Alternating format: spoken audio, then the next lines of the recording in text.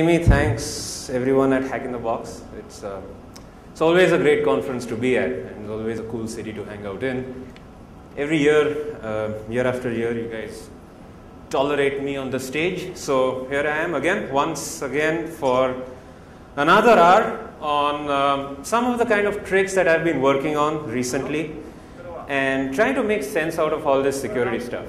Of course, also trying to stay into a job myself, given the situation of this year. Right.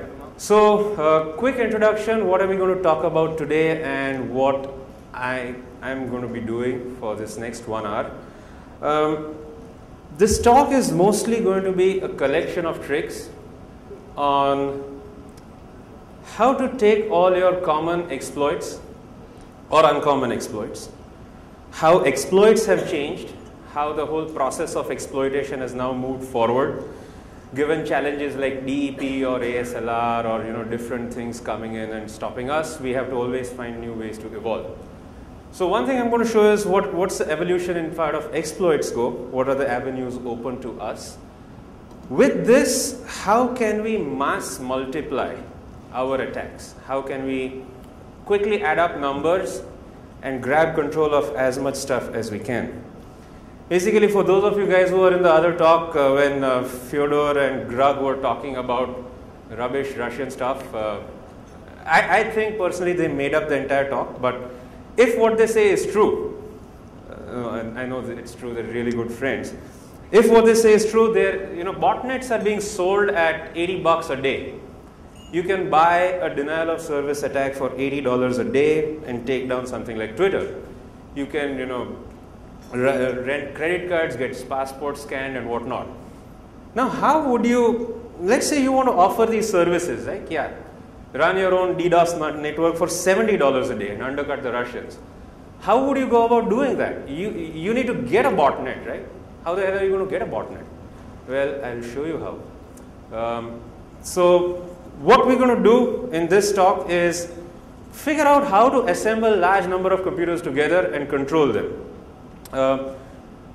Quick introduction for me, just type Saumil in Google, that should be enough.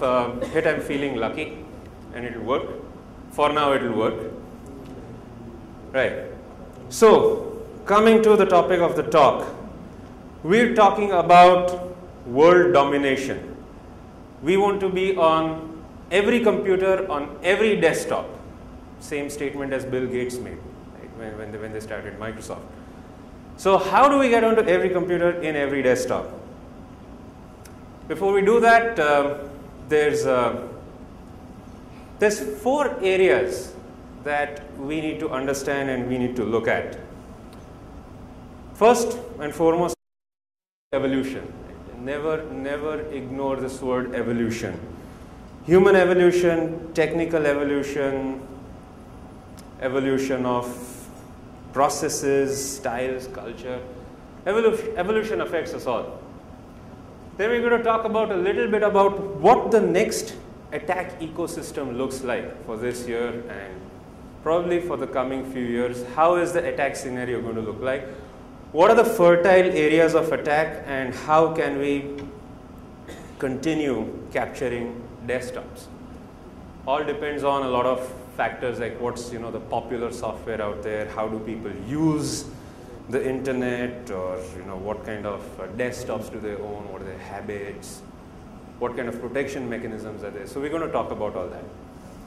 Then what we want to see is how can we take our exploits and mass manufacture them, add them up rapidly and start capturing computer after computer very quickly. I mean, one thing that computers are really good at doing is doing repetitive things really fast. They don't get bored.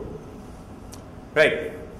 So coming on to evolution, a few trends that have shaped over the past few years. I'd like to point out specifically 4. Take a look at software. I mean, see how complex software has become. We've always been saying that, right? We've never seen software get really simple. People want to mash up everything. I mean, today people want to be able to tweet and have their tweet location registered from Google Maps. They want to have their pictures integrated and do whatever they want. It's all about bringing everything together with a click, and that they want to do it from their phone, sitting on their toilet. So yeah, sure, software is going to be pretty complex, but on the facade of it, software looks really simple.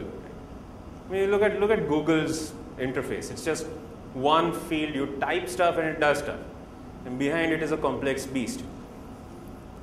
What are the chances that you're going to make mistakes when dealing with such complexity? Let me ask you this question: let's talk about secure coding for a bit, right? I mean, people like me have been preaching secure coding for years. There's an old friend of mine, Pallav, sitting over there. He used to work with me. He and I have been teaching classes and trying to drum it into people's skulls that, if you don't use string copy, you're like screwed, and man, you're doing select statements with addition signs. Like, how lame, how pathetic, grow up. Okay. For a moment, sit on the other side. Be a developer. Try to think, how easy is it going to be to write 100% secure code? It's not.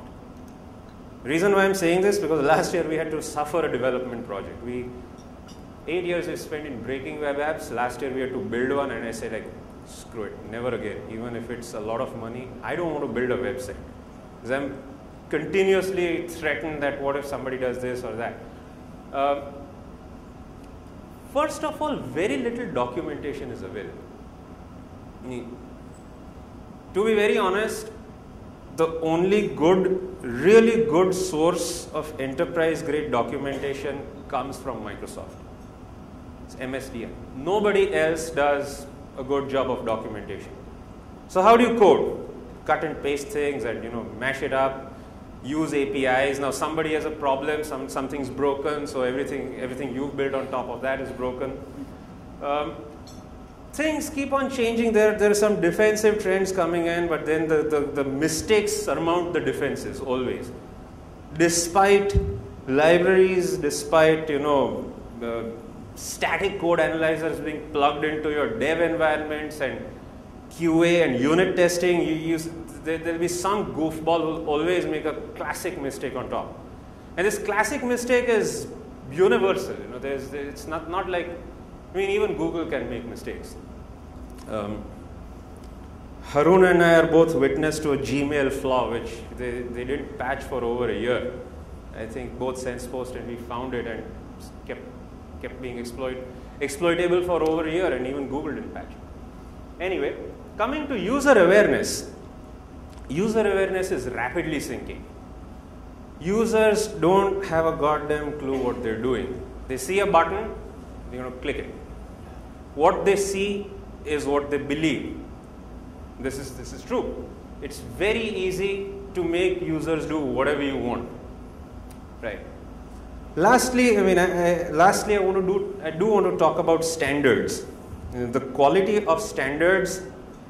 It started improving, but until like 2002, 2003, things were halfway stable. Then the quality of standards started sinking.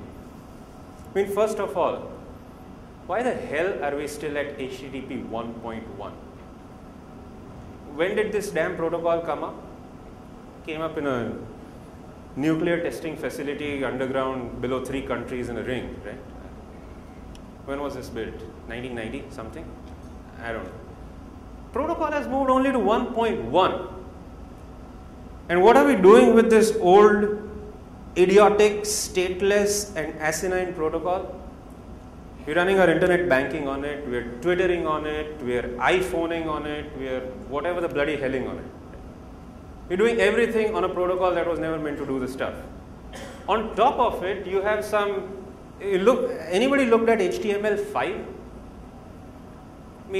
If there was a more ass-backward standard than HTML5, show it to me, and I'll definitely buy you a drink. The standard is around like hundreds of pages long. I was looking